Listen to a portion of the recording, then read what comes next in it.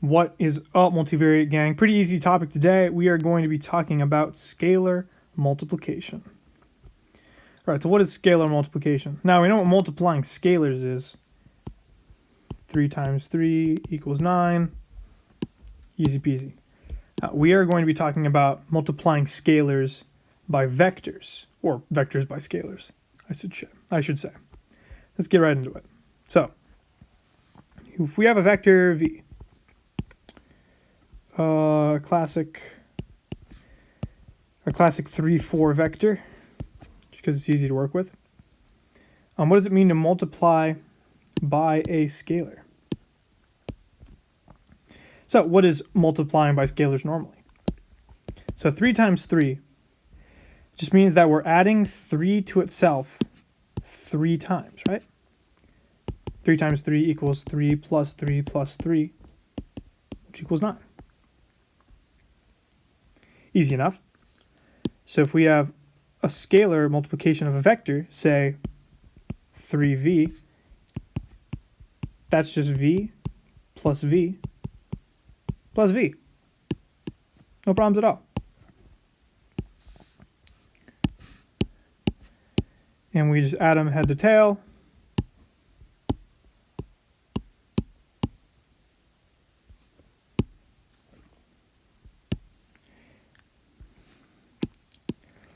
Go from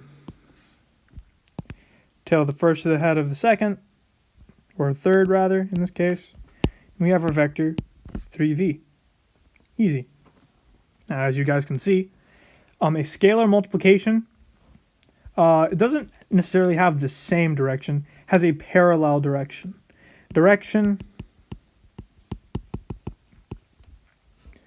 So we're going to call this scalar k. KV direction is always parallel to v. All right. Now, why do I say parallel instead of the same? Because this is clearly pointing in the same direction. Well, if we had, say, negative v, that's also scalar multiplication. That's multiplying by the scalar negative 1. And then it's not the same direction. It's the opposite direction.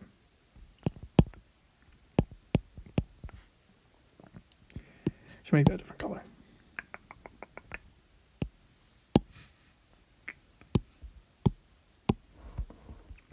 So we'll always point in either the same direction or the opposite direction, so its direction will always be parallel. Now, what about the components? Well, if we have this guy 3, 4, and we just add 3, 4 to itself 3 times, well, it's just going to be 3 times the x component, which in this case is 9, and 3 times the y component, which is 12.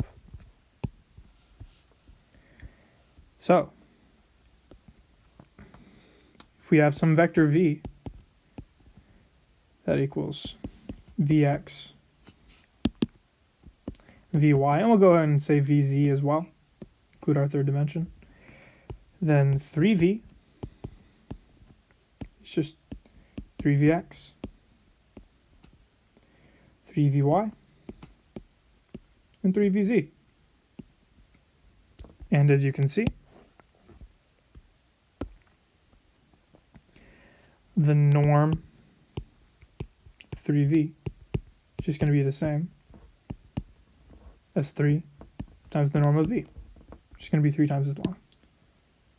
So I shouldn't make those 3s, I should make those k's. It's my bad.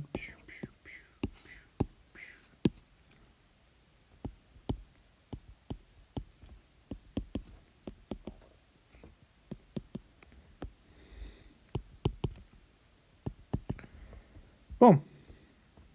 And that's all there is to it. Oh, and sometimes people like to factor this k out just to make it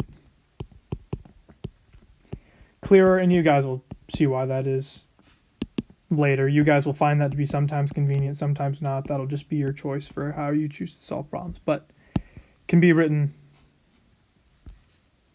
in either of those two ways. Okay. Example number 1. Find KV if vector v equals 1, 4, 7, and our scalar k equals 3. Cool. So we know kv is just k times 1, 4, and 7. So 3 times 1, 4, and 7. Which is 3 times 1, 3 times 4, 3 times 7, which is just 3, 12, and 21. Easy peasy. All there is to it. Super simple.